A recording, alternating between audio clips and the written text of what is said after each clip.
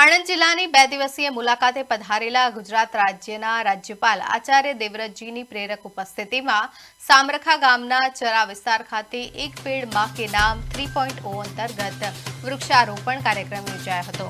સામાજિક વરીકરણ વિભાગ દ્વારા આયોજિત આ કાર્યક્રમમાં રાજ્યપાલશ્રીએ સ્વયં વૃક્ષારોપણ કરી વૃક્ષો વાવવા સાથે તેના 3 વર્ષ સુધી યોગ્ય જતન અને રક્ષણ માટે ગ્રામજનોને સંકલ્પ લેવડાવ્યા હતા। પોતાની મુલાકાત દરમિયાન રાજ્યપાલશ્રીએ સામરખા ગામની પ્રાથમિક શાળા ખાતે રાત્રિ રોકાણ કરી રાત્રિ સભા યોજવાનો નિર્ણય જણાવ્યો હતો, જેમાં તેઓ શિક્ષણ, વ્યસન મુક્તિ, પશુપાલન અને પ્રાકૃતિક ખેતી અંગે ગ્રામજનો સાથે સંવાદ સાધશે।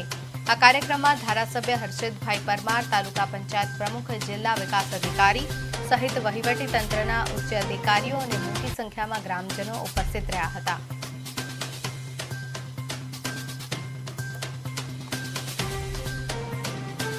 इसलिए इस प्रदेश में लाखों किसान जो जुड़े हैं वो इसलिए जुड़े कि उनको इससे लाभ अनुभव हो रहा है।